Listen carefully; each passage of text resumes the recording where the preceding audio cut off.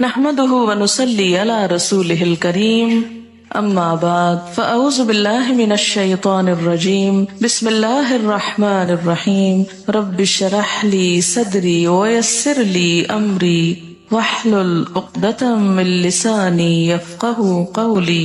قرآن پاک میں ایک عورت کے لیے ایک لفظ ہے لباس، ایک ہے ثیاب، ایک ہے جلباب۔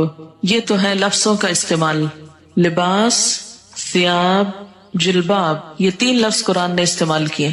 لباس کہتے ہیں اس کپڑے کو جو جسم ڈھانکتا ہے، لباس، ڈریس جس کو آپ کہتے ہیں، جیسے شرٹ ہے، پاجامہ ہے، جو جسم کے ساتھ لگا ہوتا ہے۔ ثیاب اور جلباب وہ کپڑا ہے جو لباس سے اوپر ہوگا۔ پھر لباس کے مختلف حصے بھی استعمال ہوئے، مثلاً خمار، پھر سرابیل ایک اور جگہ پر استعمال ہوتا ہے، سرابیل من قطران جہنمیوں کے لباس کے لیے استعمال ہوا ہے، شلوار کے معنی میں۔ اسی طرح قمیص، تو ایک ہے قمیص جو اوپر کا لباس ہے، پاجامہ یا شلوار جو ہے وہ اس کو مکمل کرتا ہے۔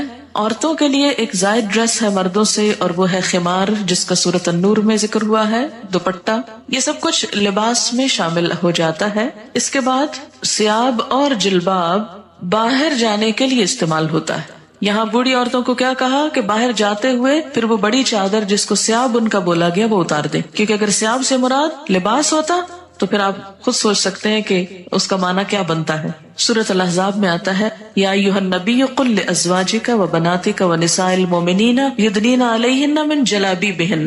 تو اس سے کیا پتہ چلتا ہے کہ گھر کے اندر تو لباس ہوگا، گھر کے باہر جلباب ہوگا، ثیاب ہوگا۔ کچھ زینت ایسی ہے کہ جو گھر کے اندر چھپانی ہوگی، اس کو ستر بولتے ہیں، جو ایک عورت عورت کے سامنے یا ایک مرد مرد کے سامنے چھپاتا ہے، یا ایک عورت اپنے محرم رشتہ داروں کے سامنے چھپاتی ہے، یا کچھ نامحرم رشتہ داروں کے سامنے، اور ایک حجاب ہے جو غیر محرم لوگوں کے سامنے استعمال کیا جاتا ہے۔ یہ ہے خلاصہ اس حکم کا جو ایک عورت کو اپنے جسم کی حفاظت کے لیے قرآن پاک میں دیا گیا ہے۔ پہلی چیز کیا ہے یہ سمجھ لیجئے کہ لباس کس کا نام ہے، ثیاب کس کا نام ہے، حجاب کس کو کہتے ہیں، کیونکہ حجاب کا لفظ بھی آتا ہے، یعنی لفظ حجاب بھی استعمال ہوا۔ حجاب کہتے ہیں پردے، آڑ، اوٹ کو۔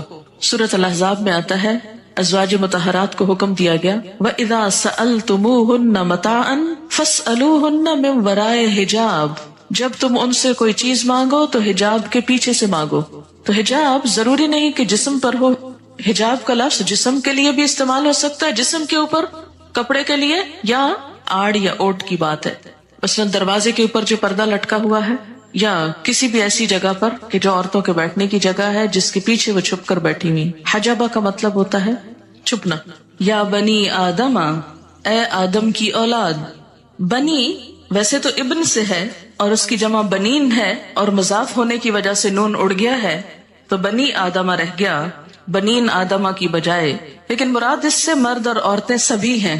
جب بنی آدم کہا جاتا ہے یا جیسے بنی اسرائیل کہا جاتا ہے تو اس سے مراد بنی اسرائیل کے صرف مرد نہیں عورتیں بھی ہیں، تو یہاں بھی بنی آدم سے مراد مرد و عورت دونوں ہیں۔ اے آدم کے بچوں، اے آدم کی اولاد، اے انسانوں، قد انزلنا علیکم لباسا، یقیناً ہم نے تم پر لباس اتارا ہے، انزلنا ہم نے نازل کیا، علیکم تم پر، لباسا لباس، یعنی انسان کے اندر لباس پہننے کا جذبہ یا خیال ہم نے اس کے دل میں ڈالا۔ اسی لیے حضرت آدم علیہ السلام اور حضرت حوا کا جب شاہی لباس اترا، جنت کا لباس، تو کیا ہوا، فوراً ہی پتوں سے اپنے آپ کو ڈھانپنے لگے۔ تو یہ کیا تھا، وہی الہام یا وہی جبلت جس پر انسان پیدا ہوا ہے۔ قد انزلنا علیکم لباسا، ہم نے تم پر لباس اتارا ہے، یواری سوآتکم، جس کا مقصد کیا ہے، یواری جو چھپاتا ہے، سوآتکم تمہارے جسم کے قابل شرم حصوں کو، تمہاری شرم گاہوں کو۔ سوآت سوآتن سے ہے، لاش کے لیے بھی لفظ پیچھے استعمال ہوا ہے، سو اس کا مادہ ہے روٹ جس کا مطلب ہی برا ہے، برائی۔ وریشا اور زینت، ریش عربی میں پرندے کے پر کو کہتے ہیں، ریشتن فیدر کے لیے استعمال ہوتا ہے۔ پرندے عموماً اپنے پروں کی وجہ سے ہی پہچانے جاتے ہیں، اور یہ پر ان کے لیے پہچان کے علاوہ خوبصورتی کا ذریعہ بھی ہیں. اسی لیے ریشہ کا ترجمہ زینت کیا گیا ہے. زینت کے علاوہ پر حفاظت کا ذریعہ بھی ہیں، گرمی سردی سے بچاؤ کا ذریعہ بھی. تو یہاں پر لباس کے دو مقاصد بتائے گئے. نمبر 1 کہ وہ جسم کو ڈھانپے، اور نمبر 2 انسان کو حسن بھی بخشے، انسان کے لیے زینت حاصل کرنے کا ذریعہ بھی ہو، خوبصورتی کا سامان بھی ہو. عموماً ہمارے ہاں یہ تصور پایا جاتا ہے کہ اگر کوئی شخص نیک ہے، پارسا ہے، تو اسے کھدر کا لباس پہننا چاہیے، یا بے ڈھنگا لباس ہونا چاہیے، یا اس کے ساتھ خوبصورتی کا کوئی تعلق نہیں. قرآن کی یہ آیت اس تصور کی تردید کرتی ہے. اگرچہ یہ ضرور ہے کہ لباس سادہ ہو، کمفرٹیبل ہو، انسان اسے پہن کر کام کر سکے، لیکن یہ نہیں کہا گیا کہ وہ دیکھنے والے کی شخصیت کو بدنما کر دے.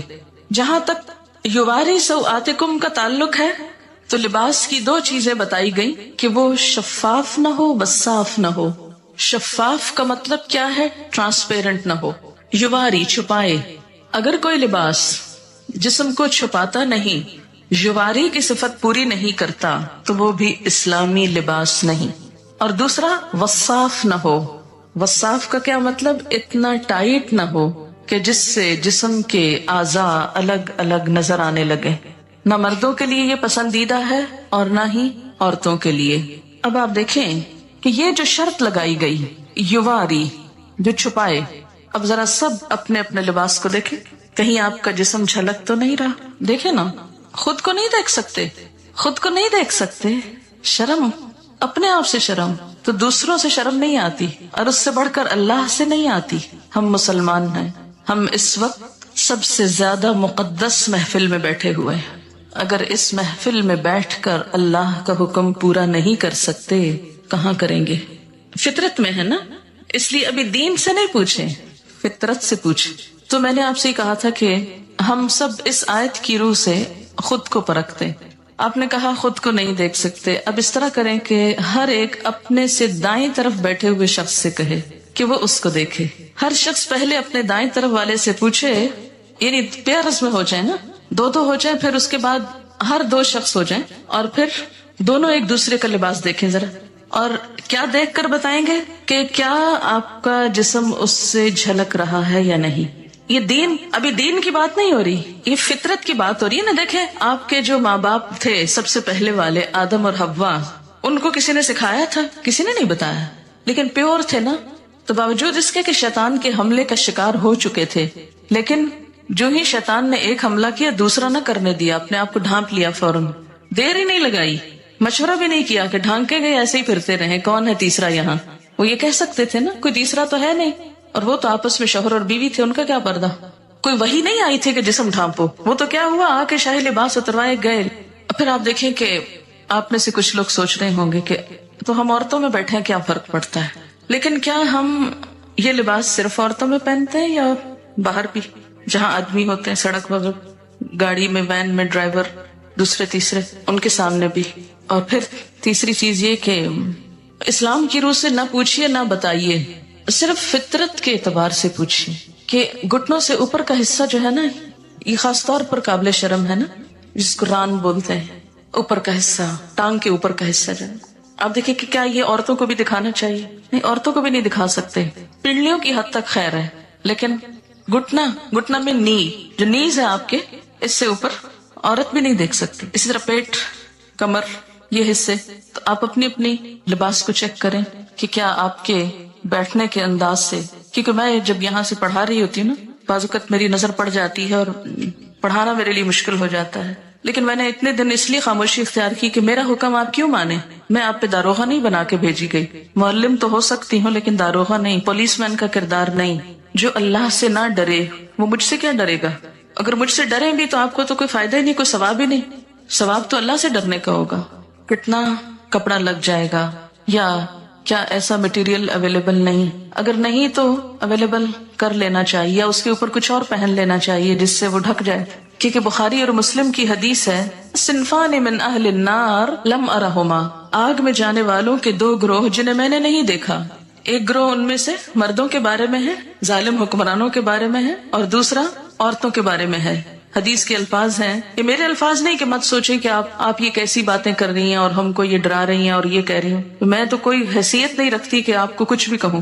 نبی صلی اللہ علیہ وسلم کے الفاظ ہیں، اور جو آپ پر ایمان لاتا ہے آپ کی بات کو بھی اسے ماننا چاہیے، ورنہ تو ماننے کا کوئی مقصد نہیں. اور اگر ہم چاہتے ہیں کہ قیامت کے دن آپ ہماری شفاعت کرائیں، آپ ہمیں حوض کوثر سے پانی پلائیں، حشر کے میدان میں جہاں اتنی گرمی ہوگی کہ ہر شخص، حدیث میں آتا ہے ہر شخص عطش پیاس کی رٹ لگائے ہوئے ہوگا، کہ ہر شخص پسینے میں ڈوبا ہوا ہوگا، جس کی تھوڑی سی جھلک آپ کو ہلکی سی، اس سے 70 گنا 70 ڈگری ٹیمپریچر زیادہ کہہ لیں. سورج قریب ہوگا، کوئی چھت سایہ بھی نہ ہوگا سوائے رحمان کے عرش کے سائے کے، کہ جس کے نیچے مخصوص لوگ جا سکیں گے، ہر ایک نہیں پہنچ سکے گا وہاں. آپ صلی اللہ علیہ وسلم اپنی امت کو حوض کوثر سے پانی پلائیں گے، اور جس کو ایک دفعہ پلائیں گے دوسری دفعہ اس کو پیاس نہ لگے گی. ہم اپنے اس لباس میں آپ کے سامنے جا سکتے ہیں. مثلا سوچئے کہ جیسے تصور میں لائیے کہ نیچے آپ صلی اللہ علیہ وسلم تشریف رکھتے ہیں اور آپ لفٹ سے اترے ہیں، سیڑھیوں سے اترے اور آگے آپ کی ملاقات ہو جاتی ہے، ان سے فیس کر سکتے ہیں ان کو، تو وہاں ان سے حوض کوثر سے پانی لے کے کیسے پیئیں گے اگر ایسے عمل ہوئے؟ آپ نے فرمایا نساء کاسیات عاریات، نساء عورتیں، کاسیات لباس پہنے ہوئے، کاسیہ کسوہ سے ہے، کاسیات عاریات، عاریہ عورت سے، عاریہ ننگی، عریانی سے، ایسی عورتیں جو لباس پہن کر بھی ننگی ہوں گی، obviously یعنی جسم اس میں سے جھلک رہا ہوگا. نساء کاسیات عاریات رؤوسہن کاسمنۃ البخت، ان کے سر اونٹ کی کوہان کی طرح اونچے اٹھے ہوئے ہوں گے. ہیئر سٹائل کی طرف اشارہ ہے کہ ان کے سر اونچے اٹھے ہوئے ہوں گے. کس طرح؟ جیسے اونٹ کی کوہان اٹھی ہوئی ہوتی، کوہان اس کی ہم کو کہتے ہیں نا وہ ابھرا ہوا حصہ ہے. فرمایا لا يدخلن الجنت، یہ جنت میں داخل نہ ہو سکیں گی، ولا یجدن ریحها، اور اس کی خوشبو بھی نہ پا سکیں گی، حالانکہ اس کی خوشبو دور دور تک پھیل رہی ہوگی. تو قرآن کا یہ حکم ہمیں کیا بتاتا ہے کہ ہم ایسا لباس پہنیں جس سے ہمارے سطر ڈھک جائیں. اسی لیے ہمیں جو دعا سکھائی گئی لباس پہن کر وہ کیا ہے؟ الحمدللہ الذی کسانی، اللہ کا شکر جس نے مجھے لباس پہنایا، ما اواری بہی عورتی، جس سے میں اپنے عریانی کو چھپا سکتا ہوں. تو اس دعا میں بھی یہی لفظ ہے، واتجمل بہی فی حیاتی، اور میں اپنی زندگی میں اس سے خوبصورتی حاصل کرتا ہوں. تو لباس کا دوسرا مقصد کیا ہے؟ وریشا، خوبصورت لباس ہو. خوبصورتی پسندیدہ ہے، لباس میں ڈیزائننگ میں حرج نہیں. ایک آدمی نے پوچھا یا رسول اللہ صلی اللہ علیہ وسلم، ایک آدمی کو یہ پسند ہے کہ اس کا لباس خوبصورت ہو، تو کیا یہ تکبر ہے؟ آپ نے فرمایا ان اللہ جمیل، بے شک اللہ خوبصورت ہے، یحب الجمال، خوبصورتی کو پسند کرتا ہے. اللہ تعالیٰ خود خوبصورت ہے، خوبصورتی کو پسند کرتا ہے. تکبر تو حق کو نہ ماننے اور دوسروں کو حقیر سمجھنے کا نام ہے. تکبر کیا ہے؟ حق کو نہ ماننا، بات سمجھ بھی آ جائے قبول نہ کرنا. جیسے آج یہ بات ہوئی، اب آپ میں سے کچھ لوگ اپنے عمل کو بدل لیں گے اور کچھ پرواہ بھی نہیں کریں گے، کوئی نہ کوئی تعویل ڈھونڈ لیں گے، کسی کا تو کچھ نقصان نہیں اس میں، ان کا اپنا ہی ہے. فرمائے تکبر تو حق کو نہ ماننا اور دوسروں کو حقیر سمجھنا ہے. البتہ شہرت کے لیے لباس پہننے پر وعید ہے. شہرت کا لباس، دکھاوے کا، دوسروں کو مروب کرنے کا. حدیث پاک میں ہے من لبس ثوب شہرت فی الدنیا البسہ اللہ ثوب مذلت یوم القیامہ، جو شخص دنیا میں شہرت کا لباس پہنے گا اللہ قیامت کے دن اسے ذلت کا لباس پہنائے گا. مشکات کی روایت ہے لباس قیمتی بھی ہو سکتا ہے لیکن اپنی حیثیت کے مطابق، اسراف نہ ہو. یہ نہیں کہ کھانے کو ہے نہیں اور ساری آمدنی لباس پر لگ رہی ہے، پوری کی پوری تنخواہ خواتین کی صرف لباس کی خریداری میں چلی جائے تو یہ اسراف ہوگا.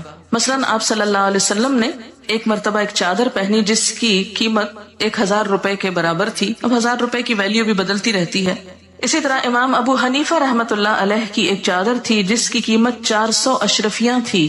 400 اشرفیاں، اشرفی کس کا سکہ ہوتی؟ سونے کا. تو اس سے آپ اندازہ لگائیں کہ کتنی مہنگی ہوگی. خاص خاص موقعوں پہ پہنتے تھے. اس کا یہ مطلب نہیں کہ ہم لاکھوں کا دلہن کا جوڑا بنا کے بیٹھ جائیں کہ امام ابو حنیفہ کی چادر ایسی تھی. وہ جوڑا اور اس میں بہت فرق ہے. مسند علم پر قیمتی لباس پہن کر بیٹھنا وہ اور چیز ہے، لیکن ایک دکھاوے کے لیے، ایک ریاکاری کے لیے، دوسروں پہ روب جمانے کے لیے اتنا پیسہ خرچ کرنا بالکل مختلف چیز ہے. امام مالک کے حالات زندگی میں آپ نے پڑھا ہوگا کہ وہ جب حدیث کے درس کے لیے آتے تھے تو روزانہ نیا جوڑا پہنتے تھے اور ایک دفعہ پہننے کے بعد اس کو صدقہ کر دیتے تھے. یعنی جو لباس ایک دفعہ پہنتے تھے وہ دوبارہ نہیں پہنتے تھے. نہایت خوبصورت، صاف ستھرا، عمدہ لباس ہوتا. جب ان سے پوچھا گیا کہ آپ ایسا کیوں کرتے ہیں تو وہ کہتے کہ نبی صلی اللہ علیہ وسلم کی حدیث یا آپ کی مجلس کے وقار کے لیے، کیونکہ ہر مجلس کا ایک وقار ہوتا ہے. اتنے بڑے انسان کے نام پر قائم کی ہوئی مجلس میں سب سے بہترین لباس پہنتا ہوں، اور جب مجلس ختم ہوتی لباس اتارتے اور صدقہ کر دیتے، اپنے شاگردوں کو دے دیتے. ان کے ہاں ایسا ہوتا تھا کہ مختلف لوگ مسلسل آتے، کچھ عرصہ رہتے، ان سے سیکھتے، پھر آگے چلے جاتے. تو یہ طالب علم بھی ہوتے تھے، مسافر بھی ہوتے تھے، اور ان کے پاس یہ لباس کہاں سے آتے تھے؟ ان کے مختلف شاگردوں کی طرف سے جو چلے جاتے، وہ پھر بعد میں ہدایہ بھیجتے اور وہ ان کو ان کی خوشی کی خاطر استعمال کرتے اور ساتھ ہی صدقہ کر دیتے. ہمارے ہاں تو تصور ہے نا کہ صدقہ صرف اس چیز کا ہو سکتا ہے جو گھسی پٹی، بیکار، فضول ہو جائے، جس کا اب آئندہ کوئی استعمال ہے ہی نہیں، اس کو صدقہ کر دو. لیکن کوئی چیز جو استعمال کے تھوڑے سے بھی قابل ہو اسے رکھے رکھو، چاہے استعمال کا موقع ملے یا نہ ملے. تو اصل چیز جس سے بچنا چاہیے وہ دو ہیں، ایک تو ریاکاری، اسراف، اور دوسرے بے حیائی کا لباس. لباس انسان کی شخصیت کا بھی پتہ دیتا ہے. لباس انسان کے باطن کا رنگ ہوتا ہے کہ وہ اندر سے کیسا ہے. جیسا وہ اندر سے ہوتا ہے ویسے ہی وہ لباس پہنتا ہے. ہر شخص کی اپنی ایک چوائس ہوتی، اپنا اس کا ایک ڈیزائن ہوتا ہے، اپنا ایک سٹائل ہوتا ہے. پھر جو خوبصورت بات یہاں پتہ چلتی ہے وہ یہ ہے کہ خوبصورت لباس کو ریش، پر سے تشبیہ دی گئی. اس وقت کچھ پر آپ کو دکھانے کے لیے لائے ہیں. ذرا ان پروں کو آپ دیکھیے کہ کوئی انسان ایسی خوبصورت چیز بنا سکتا ہے. یہ آپ دیکھیں، اس کا کبھی قریب سے آپ شیڈ دیکھیں تو آپ حیران ہو جائیں، کیونکہ ہم دیکھتے بھی ہیں نا مور، تو کہاں دیکھتے ہیں؟ دیکھتے ہی نہیں. ہم اپنے لباس نہیں دیکھتے تو موروں کے کہاں دیکھیں گے؟ ابھی آپ کہہ رہے تھے نا، دیکھا ہی نہیں جاتا. کس قدر خوبصورت، ایسے لگتا ہے جیسے کسی نے دھاگے سے باقاعدہ وہ کڑھائی کی ہوئی ہے، اور اتنے خوبصورت شیڈ، اتنے زبردست کہ انسان حیران رہ جاتا ہے. اور ایسا تھریڈ، اتنا سلکی تھریڈ تو ہم ویسے خود بھی پروڈیوس نہیں کر سکتے. اس میں وہ نظافت اور لچک، اور پھر آپ دیکھیں کہ کس خوبصورت طریقے سے اس کی آؤٹ لائن بنائی ہوئی ہے، اور آؤٹ لائن کے ساتھ بھی شیڈز ہیں. اور پھر جو پر اٹھے ہوئے ہیں یہ آپ دیکھیں کتنی ترتیب کے ساتھ، جیسے کسی نے باقاعدہ ٹرمنگ کی ہوئی. یہ خود ہی بن گئے، خود نہیں بن سکتے. اللہ تعالیٰ نے پرندوں کو تو خود ہی دے دیا، خود ہی پہنا دیا. ہمیں عقل دی اور کیا کہا؟ استعمال کرو اور اپنے لیے خوبصورت لباس بنا لو. اب دیکھیں کہ جب بہت سارے لوگ ایسی کڑھائی وغیرہ کرتے ہیں تو ان کی، یعنی کڑھائی والے کپڑے پہننا منع نہیں ہے، تقویٰ کے خلاف نہیں ہے، ان کا بھی روزگار ہو جاتا ہے. کئی دیہاتوں میں بیٹھی لڑکیاں، بچیاں جو اپنی زندگی، جن کو اور کوئی کام کرنے کو نہیں، کوئی پڑھ لکھ نہیں سکتی، کتنی خوبصورت خوبصورت چیزیں بناتی، لیکن ہم ان پہ بڑا ظلم ڈھاتے ہیں کہ بہت ہی اونے پونے داموں لے کر ان کی آنکھوں سے اور ان کے صلاحیتوں سے مذاق کرتے ہیں. پھر اسی طرح آپ دیکھیں، اس میں بھی آپ دیکھیں کیسا شیڈ ہے، اتنا خوبصورت. اور ان کی جو نرمی اور ملائمت ہے، ہم بھی اتنے عقل مند نہیں کہ اتنے خوبصورت کپڑے پہننا جانے. ہمارے کپڑے تو خوب اکڑے ہوئے ہوتے، انکمفرٹیبل، کہ جس میں سانس نہ آئے، کام نہ کر سکیں. پرندوں کے پر خوبصورت ہونے کے ساتھ ساتھ اتنے پریکٹیکل ہوتے ہیں کہ ان کو اپنا کام کرنے میں کوئی دشواری نہیں ہوتی. ہم بعض اوقات خوبصورت لباس پہننے کے شوق میں ایسا لباس پہن لیتے ہیں کہ جو بالکل پریکٹیکل نہیں ہوتا. پڑھاتے وقت اگر ساتھ یہ بھی دکھایا جائے تو تھوڑی سی فیلنگ اچھی آتی ہے کہ اللہ تعالیٰ نے کیا کیا خوبصورتی پیدا کی اور کس کے لیے پیدا کی. یہ پرندے ادھر ادھر اڑتے پھرتے ہیں، ان بیچاروں کو تو خود تو کلرز پتہ نہیں اپنے نظر بھی آتے ہیں کہ نہیں. یہ کلرز دیکھنے کی صلاحیت بھی انسان کو ملی. ہم انسان ایکسٹریم پہ چلے جاتے ہیں. ہماری ایکسٹریمز کیا ہیں کہ یا تو دین کے نام پہ، تقویٰ کے نام پہ ہم بالکل بدھو بن جاتے ہیں اور دنیا کی کسی چیز سے کوئی فائدہ نہیں اٹھانا چاہتے. ملنگ کہلانا دوسرے لفظوں میں نیک کہلانا ہے. اسلام میں کسی ملنگی کا کوئی تصور نہیں. یہ بعد کے نظریات ہیں، سادھو اور بھکشو اور معلوم نہیں کیا کچھ. اللہ تعالیٰ نے اپنی یہ تخلیق ہمیں سکھانے کے لیے، ہمیں دکھانے کے لیے پیدا کی ہے. کس کے لیے ہے یہ سب کچھ؟ اللہ تعالیٰ فرماتے تمہارے لیے. ہمارے لیے کیا؟ کہ ہم اس سے سبق سیکھیں. انسان نے جانوروں سے بھی بہت کچھ سیکھا ہے. اپنی حیثیت کے اندر رہتے ہوئے، اپنی شخصیت کے مطابق ساتر لباس، خوبصورت لباس، خواہ پینٹنگ ہو، کڑھائی ہو، مکیش ہو، تلہ ہو اور کچھ اور ہو جو آپ کو آتا ہے اور مجھے نہیں آتا، یہ سب کچھ منع نہیں ہے. لیکن موقع کی مناسبت سے، حدود کے اندر رہتے ہوئے اور پہلی شرط مانتے ہوئے، یواری سواتکم۔ معلوم نہیں شیطان نے ہمیں کیوں سجھا دیا کہ ننگا ہونا زیادہ خوبصورتی ہے اور جسم کی نمائش کو خوبصورتی بنا دیا، سی تھرو کپڑے پہنانا زیادہ عقل مند کہلانے کا سبب سمجھایا، حالانکہ ایسا نہیں ہے۔ سارے جانوروں کے لباس اللہ نے خود ہی پہنا دیے اور وہ بےچارے ایک ہی ڈیزائن میں رہتے ہوئے دنیا سے چلے جاتے ہیں، جبکہ انسان کو ایک لباس نہیں دیا، اس کو سکن کلر دیا جس کے اوپر ہر خوبصورت چیز نمایاں ہو جاتی۔ آپ دیکھیں نا، سکن کلر کا کارپیٹ ہو تو اس کے اوپر فرنیچر کتنا نکھرتا ہے۔ تو اسی طرح آپ کو اللہ نے سکن کلر کا جسم دیا جس کے اوپر خوبصورت رنگوں کے لباس، خوبصورت کڑھائیوں کے لباس آپ کے لیے حسن کا سبب ہے۔ یہی اگر آپ کی سکن بلو کلر کی ہوتی تو آپ کتنے لمیٹڈ کلرز پہن سکتے تھے، کیونکہ بلو کے اوپر ہر کلر پھر سوٹ نہیں کرتا۔ اسی طرح اگر آپ گرین ہوتے، سوچے نا تھوڑا سا، تو کیا نظر آتے۔ کتنی وسیع چوائس دی ہے اللہ نے آپ کو، ہم شکر نہیں کرتے، شکر نہیں بجا لاتے۔ اور آپ کو معلوم ہے کہ ایک پرندے پر تقریباً 10,000 مختلف قسم کے پر ہوتے ہیں، بعض پر اڑنے کے کام آتے ہیں، بعض جسم کے ساتھ ہوتے ہیں، اس کی شیپ نمایاں کرتے ہیں۔ اسی طرح فلفی ہوتے ہیں، نرم ہوتے ہیں، آرام دہ ہوتے ہیں۔ تو لباس بھی اگر آرام دہ ہو، نرم ہو، سلکی ہو، کمفرٹیبل ہو تو اس میں حرج نہیں، گناہ کی بات نہیں۔ ہاں، مردوں کے لیے سلک حرام قرار دی گئی، اگر ان کے لیے حلال ہوتی تو شاید عورتوں کے حصے میں بہت تھوڑی آتی۔ حدیث ہے، آپ صلی اللہ علیہ وسلم جب کوئی نیا کپڑا پہنتے تو اس کا نام لے کر فرماتے کہ اللہ نے مجھے یہ عنایت فرمایا، اور پھر دعا پڑھتے، اللہم لک الحمد انت کسوتنیہ اسألک خیر ما صنع لہ واعوذ بک من شرہ وشر ما صنع لہ۔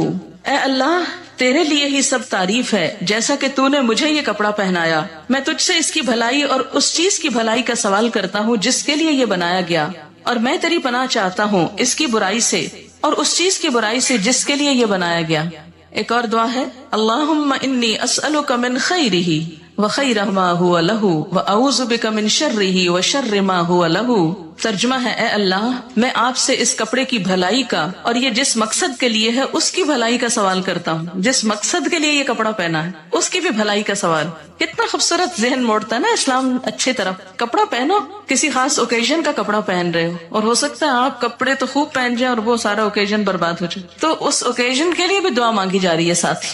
اگر آپ یہاں آنے سے پہلے یہ دعا پڑھیں تو اس سارے کام کی بھلائی کی دعا ہو جائے گی، اور اس کی برائی سے، یعنی اس لباس کی برائی سے اور یہ جس مقصد کے لیے ہے اس کی برائی سے تیری پناہ چاہتا ہوں، تو آپ محفوظ بھی رہیں گے۔ حضرت عمر فرماتے ہیں، نبی صلی اللہ علیہ وسلم نے فرمایا، نئے کپڑے پہنتے ہوئے یہ دعائیں پڑھیں، الحمدللہ الذی کسانی ما اواری بہ عورتی واتجمل بہ فی حیاتی۔ سب تعریف اللہ کے لیے ہے جس نے مجھے یہ کپڑا پہنایا جس سے میں اپنے شرم کی چیز چھپاتا ہوں اور اپنی زندگی میں اس کے ذریعے خوبصورتی حاصل کرتا ہوں، اور پھر پرانے کپڑے کو صدقہ کر دے تو زندگی میں اور مرنے کے بعد خدا کی حفاظت اور خدا کے چھپانے میں رہے گا، یعنی اس کا عیب ڈھک جائے گا۔ جب ننگا ہوتا ہے نا تو فرشتے ساتھ چھوڑ دیتے ہیں جو حفاظت کرتے ہیں، جو ہی فرشتے ساتھ چھوڑتے شیطان حملہ آور ہوتا ہے۔ اگر آپ بسم اللہ پڑھ کر اپنے لباس اتار کر چینج کرتے وقت یا نہاتے وقت تو انشاءاللہ تعالی بہت سی چیزوں کے شر سے محفوظ رہیں گے۔ اس کے بعد فرمایا، وَلِبَاسُ التَّقْوَى، اور تقوی کا لباس۔ ایک لباس انسان کے ظاہر کا ہے اور ایک لباس انسان کے باطن کا ہے۔ تقوی کہاں ہے؟ دل میں۔ التقوی ہا ہنا، تقوی یہاں ہے، اندر ہے، دل میں ہے۔ تو دل کا لباس، جس طرح ظاہر کو خوبصورت بنانا ضروری ہے اور اس کو چھپانا ضروری ہے، اسی طرح باطن کو بھی، اندر کو بھی خوبصورت بنانا ضروری ہے۔ ظاہر تو لوگ دیکھتے ہیں، باطن اللہ دیکھتا ہے۔ ہم لباس میں کتنا زیادہ اس بات کا خیال کرتے ہیں کہ لوگ کیا کہیں گے۔ لوگ کہیں گے، لوگ ہر وقت ایک ہی لباس پہنا ہوتا ہے، روز وہی، ہر پارٹی میں وہی، اور صرف لوگوں کی نظروں میں جچنے کے لیے ہم کتنی بڑی بڑی رقمیں خرچ کر دیتے ہیں، کتنے بازاروں کے ٹیلرز کے پاس چکر لگاتے ہیں، کتنا پیسہ لگاتے ہیں۔ مکان بنانے کے بعد جو زیادہ خرچ آتا ہے کھانے پینے سے بھی بڑھ کر، وہ عموماً لباس پر ہوتا ہے۔ لیکن اندر کے لباس کو خوبصورت بنانے کے لیے، جسے صرف اللہ دیکھتا ہے، اس کے لیے ہم کیا کرتے ہیں؟ لباس التقوی، تقوی کا لباس باہر بھی ہوگا، ظاہر ہے کہ وہ جب اللہ کی مرضی کے مطابق ہوگا تو تقوی کا ہوگا، اور اگر شیطان کی مرضی کے مطابق ہے، یاد رکھیے شیطان نے لباس اتروائے تھے، تو اگر ہم اللہ کی مرضی کا نہیں پہنیں گے تو مطلب کیا ہے کہ شیطان کی مرضی کا ہے، تو وہ تقویٰ کا لباس نہیں ہو سکتا جو ایک شیطانی لک دیتا ہو یا شیطان کو خوش کرتا ہو۔ اور اسی طرح اندر کا لباس، دل کا لباس اللہ کا خوف۔ تقویٰ کیا ہے؟ اللہ کا خوف، حق کو مان لینا، اپنے لیے اور دوسروں کے لیے ایک ہی معیار، خود کو بندہ سمجھنا، تواضع اختیار کرنا، یہ سب کچھ اندر کے لباس میں ہے۔ اپنے دل کو، اپنے اندر کو حسد، بغض، نفرت، عداوت سے پاک کرنا۔ وہ چیزیں جو ہم ظاہر نہیں کر سکتے اندر بھی جمع نہ کر کے رکھیں۔ آپ کسی سے نفرت کرتے ہیں، ظاہر نہیں کر سکتے تو کوشش کریں اندر سے بھی نکل جائے، اس پہ توجہ نہ دیں۔ پھر فرمایا ذالک خیر، یہ اچھا ہے، یہ زیادہ اچھا لباس ہے۔ ظاہری لباس پہ تو بہت وقت لگاتے ہو، توجہ دیتے ہو، اندر کے لباس کو بھی توجہ دو، اور یہ زیادہ اچھا ہے۔ جسے تقویٰ کا لباس مل گیا اسے سب کچھ مل گیا۔ لعلہم یذکرون، شاید کہ وہ نصیحت پکڑیں، شاید کے بعد سمجھ جائیں۔ اللہ تعالیٰ یہ کیوں کہہ رہے ہیں شاید کے؟ یہ کیوں نہیں کہتے وہ ضرور مان جائیں گے، ضرور نصیحت قبول کریں گے؟ اللہ تعالیٰ سچ فرما رہے ہیں نا، شاید کے کیوں کہہ رہے ہیں شاید کے؟ اس لیے کہ ہم ہیں ہی ایسے کہ جن سے شاید ہی کی توقع ہے، شاید یہ کر لیں، ضروری نہیں کہ کریں، اور اللہ کو تو کوئی پرواہ نہیں، نہ بھی کریں، ہاں جانا اسی کے پاس ہے۔ لعلہم یذکرون۔ سورۃ النور، نور کا مطلب ہے روشنی، اور اگر سورت نور پڑھی ہی نہ جائے تو روشنی کہاں سے آئے گی؟ اس میں خاص طور پر خواتین کے لیے روشنی ہے، بہت سی ہدایات ہیں۔ سب سے پہلی آیت ہے سورتن، ایک سورت ہے، انزلناہا، جسے ہم نے نازل کیا ہے، وفرضناہا، اور اس کو ہم نے فرض کیا ہے، یعنی لازم قرار دیا ہے۔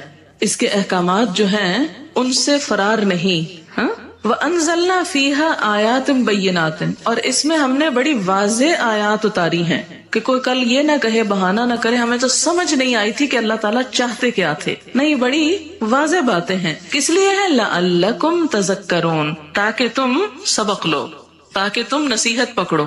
یہ لفظی ترجمہ نصیحت پکڑو، تاکہ تمہیں یاد دہانی ہو جائے۔ ذکر بمانا یاد دہانی۔ قُلْ لِلْمُؤْمِنِينَ، کہہ دیجئے مومن مردوں کو، یغضوا، جھکا کر رکھیں، من ابصارہم، اپنی نگاہوں میں سے، ویحفظوا، اور حفاظت کریں، فروجہم، اپنی شرمگاہوں کی، ذالکا، یہ بات، ازکا لہم، زیادہ پاکیزہ ہے ان کے لیے، ان اللہ، بے شک اللہ تعالی، خبیرن، باخبر ہے، خبر رکھنے والا ہے، بما یصنعون، ساتھ اس کے جو کچھ وہ کر رہے ہیں۔ اس آیت میں مومن مردوں سے خطاب ہے اور اگلی آیت میں مومن عورتوں سے۔ آپ جانتے ہیں کہ قرآن پاک کے بہت سے احکام یا ایھا الذین آمنوا کہہ کر مردوں اور عورتوں کے لیے برابر طور پر کہہ دیے جاتے ہیں، لیکن وہ احکامات جن میں خصوصی تاکید کی ضرورت ہوتی ہے اور مردوں اور عورتوں کے حکم میں بھی کچھ فرق ہوتا ہے، ان کو الگ الگ بیان کیا جاتا ہے، جس کی ایک مثال تو یہاں سورۃ النور میں ہے، ایک اور مثال سورۃ الحجرات میں ہے۔ سورۃ الاحزاب میں بھی خواتین کا نام لے کر مردوں اور عورتوں دونوں کو الگ الگ طور پر کچھ باتیں بتائی گئی۔ ان میں سے زیادہ تر احکامات معاشرتی زندگی سے متعلق۔ ابو ہریرہ اور حکیم بن حزام رضی اللہ عنہما کہتے ہیں، رسول اللہ صلی اللہ علیہ وسلم نے فرمایا، بہترین صدقہ وہ ہے جو بے پرواہی کے ساتھ دیا جائے، اور شروع کرو اس شخص سے جس کا نفقہ تم پہ واجب ہو۔ رواہ البخاری، اسے بخاری نے روایت کیا، اور رواہ مسلم، اور اسے مسلم نے روایت کیا۔ یعنی جب تم صدقہ کرو تو سب کچھ نہ دے ڈالو بلکہ اپنے لیے بھی کچھ باقی رکھو۔ اور دوسرا معنی جیسا کہ یہاں ہوا ہے کہ جو بے پرواہی کے ساتھ دیا جائے، یعنی انسان جب دے تو پھر نیکی کر دریا میں ڈال، بھول جاؤ۔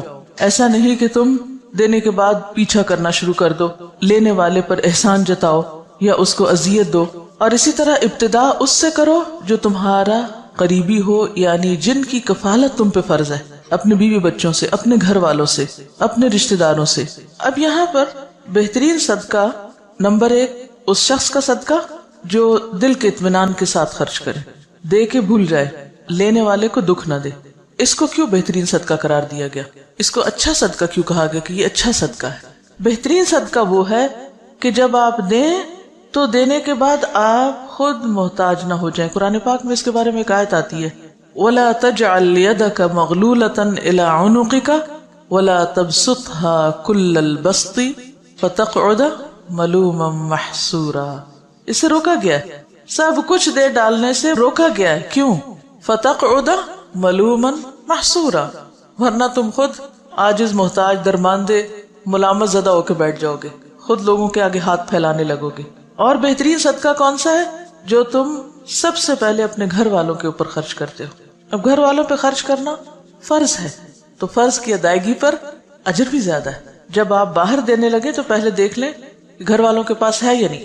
کچھ چیزیں ہیں جو عام حالات کے لیے ہیں اور کچھ ہیں جو خاص حالات کے لیے ہوتی ہیں. ہر حکم کے اندر استثنائی صورتیں موجود ہوتی ہیں. جیسے غزوہ تبوک کے موقع پر حضرت ابوبکر نے جب سب کچھ دیا تو وہ ایک ایمرجنسی کی کیفیت تھی. اس وقت دین کی جغرافیائی سرحدیں جو ہیں ان کی حفاظت بھی مقصود تھی. اگر اس وقت مال خرچ نہ کیا جاتا اور بیوی بچوں اور گھر کو دیکھا جاتا تو پھر اگر دین ہی باقی نہ رہتا تو باقی کیا باقی رہتا. تو ایک بڑی ضرورت آ گئی سامنے, اور بعض اوقات میں بھی بھوکا, دوسرا بھی بھوکا, لیکن دوسرے کی بھوک میری بھوک سے زیادہ ہے. دو ضرورتیں سامنے آ گئی تو پھر کیا دیکھا جائے گا, کس کی ضرورت زیادہ ہے, تو وہاں خرچ کیا جائے گا. حضرت ابو مسعود رضی اللہ عنہ کہتے ہیں رسول اللہ صلی اللہ علیہ وسلم نے فرمایا کہ مسلمان جب اپنے اہل و عیال پہ خرچ کرتا ہے اور اس سے ثواب کی توقع رکھتا ہے تو یہ بھی اس کے لیے صدقہ ہی شمار ہوتا ہے. کتنی خوبصورت بات, کتنا خوبصورت ہے یہ دین. آپ اپنے فرائض ادا کریں لیکن احسان جتا کے نہیں. اپنے گھر والوں کو دے رہے ہیں لیکن ان پہ بھی احسان نہیں. بہت سے والدین کو دیکھا گیا کہ وہ بچوں کی تعلیم پہ اگر خرچ کرتے ہیں تو جینا حرام کر دیتے ہیں ان کا. تم پہ اتنا اتنا اتنا خرچ کر چکے ہیں. ایون اپنی اولاد کے ساتھ یا بیوی کے ساتھ بھی احسان کریں تو جتانا نہیں چاہیے. اور دوسری بات یہ ہے کہ اگر بچوں پر بھی آپ خرچ کرتے ہیں, اور خاص طور پر اگر ماں خرچ کرتی ہے, کیونکہ باپ پر تو فرض ہے ہی, اس کو تو فرض ادا کرنے کا اجر ملے گا, لیکن اگر ماں محنت کر کے بچوں کو پال رہی ہے تو اس کے لیے دگنا اجر ہے, صدقے کا بھی اور قرابت داری کے حق کا بھی. اصل چیز کیا ہے پھر اجر کے اضافے میں؟ اصل بنیاد کس چیز کی ہے؟ نیت کی.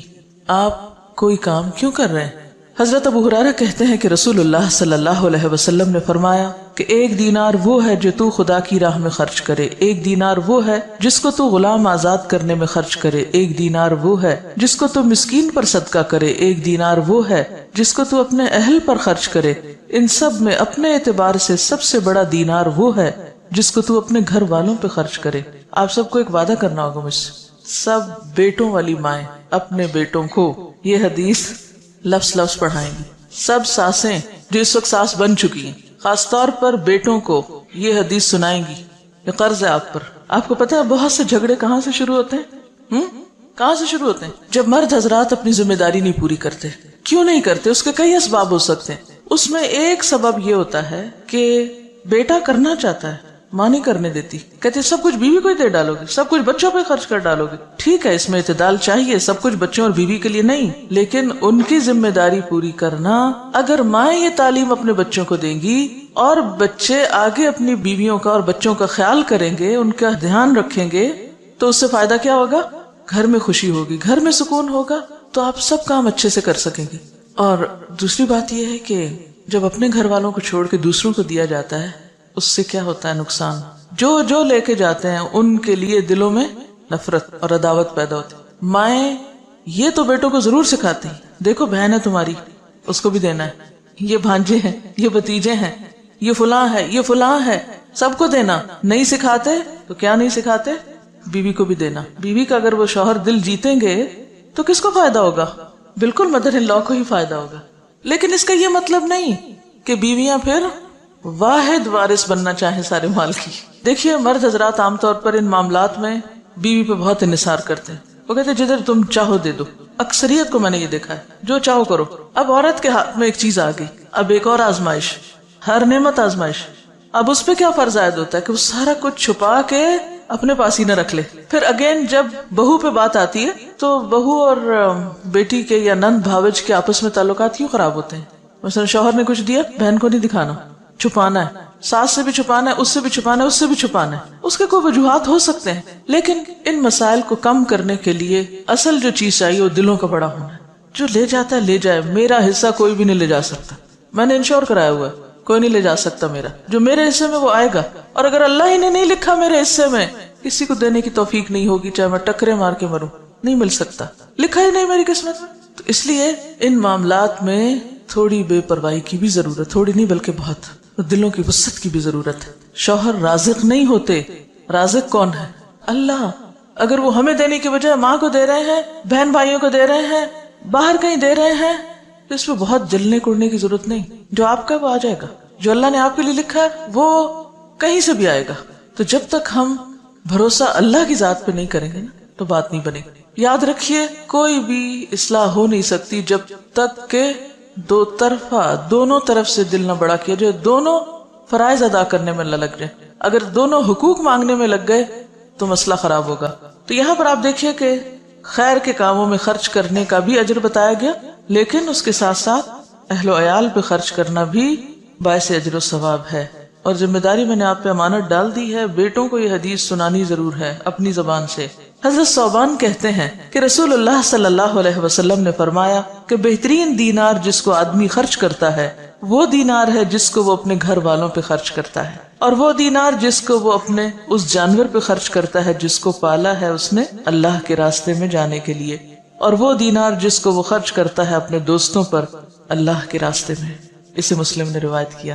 اب آپ دیکھیے کہ پھر سب سے پہلے گھر والوں کی بات ہے. گھر والوں کو مطمئن کرو، کیونکہ جب انسان گھر والوں کو مطمئن کر دیتا ہے نا تو وہ اس کے مددگار بن جاتے ہیں. جب وہ مددگار ہو جاتے ہیں تو ان سے بہتر مددگار پھر کوئی نہیں ہوتا. آپ کے لیے زندگی آسان ہو جاتی ہے. اور آپ نے دیکھا ہوگا اکثر کہ اگر گھر کے اندر چخبخ ہے، گھر کے اندر کھینچا تانی ہے، تو آپ باہر کتنا بھی سکون کا وقت گزار کے آئیں، جب تک گھر میں سکون نہیں تو زندگی بیکار ہے. گھر میں سکون لینے سے نہیں دینے سے آتا ہے. آپ دینے والے بن جائیں، خدمت کرنے والے بن جائیں، محبت کرنے والے بن جائیں، دینے والے بن جائیں، تو آپ دیکھیں گے کہ بہت ساری خوشیاں جو آپ کروڑوں میں نہیں خرید سکتے وہ آپ کے حسن سلوک سے آپ کو ملنے لگیں گی، آپ کی بے نیازی سے آپ کو ملنے لگیں گی، آپ کے اللہ پہ توکل اور بھروسے کی وجہ سے آپ کی طرف پلٹیں گی. تو یہاں پر آپ دیکھیے کہ سب سے افضل دینار گھر والوں پہ خرچ کر. آپ نے گھر والوں کو کھلا دیا، پلا دیا، ضرورت کی چیزیں دے دی، پوری کر دی، وہ مطمئن ہے. اب آپ نکلیے باہر جانے کے لیے سواری چاہیے، اور سواری اللہ کے دین کے لیے. آج کل کوئی دابہ یعنی کوئی جانور وغیرہ جیسے گھوڑا گدھا تو نہیں ہوتا، لیکن گاڑیاں شاید گھوڑوں گدھوں سے بھی زیادہ خرچہ مانگتی ہیں. ہر تھوڑے دن کے بعد پیٹرول کی قیمت اوپر چلی جاتی. جب اوپر جاتی تو آپ سوچتے ہیں اوہ میرا فلاں اور فلاں وزٹ، اس کا کیا بنے گا. پہلا خیال یہ نہیں آتا گھر کے کاموں کو کیا، پہلے یہ آتا اوہ اب تو شاید میں پڑھنے نہ جا سکوں، اب تو شاید میں فلاں جگہ درس پہ نہ جا سکوں، پیٹرول بہت مہنگا ہوگا. اب یہ جو آپ صدقہ باہر ادھر ادھر کرتے رہتے ہیں وہ صدقہ اپنے ہی گاڑی میں کریں یا گاڑی کی مرمت. آپ کو پتا کہ گاڑی کی مرمت بھی پھر ہزاروں مانگتی، اسی گاڑی پہ لگائیں. اگر آپ کو کسی اور کو دینے کی نہیں بھی فرصت ملی تو جو گاڑی آپ اللہ کے راستے میں استعمال کر رہے ہیں وہ پیٹرول کھائے یا موبائل یا پھر مرمت CNG واٹ ایور، وہ کیا ہے؟ فی سبیل اللہ، صدقہ ہے. گاڑی پر لگانا صدقہ ہے. اور اگر آپ صدقے کی نیت سے لگائیں گے کہ یا رب یہ سواری اللہ کے راستے میں مجھے دور دور لے جاتی ہے تو بہترین صدقہ ہے. اور پھر اور بھی اچھا اگر اس گاڑی پہ آپ کچھ اور لوگوں کو بھی سوار کر لیں یا کسی کو دے دیں استعمال کے لیے. وَدِينَارٌ يُنْفِقُهُ عَلَىٰ أَصْحَابِهِ فِي سَبِيلِ اللَّهِ. اب جب آپ اللہ کے راستے میں نکلتے تو اکیلے کہاں نکلیں گے؟ اکیلے تو نہیں نکل سکتے، ساتھ ہوں گے نا ساتھی. جب ساتھی ساتھ ہوں گے، کسی کو کھانا چاہیے، کسی کو سواری چاہیے،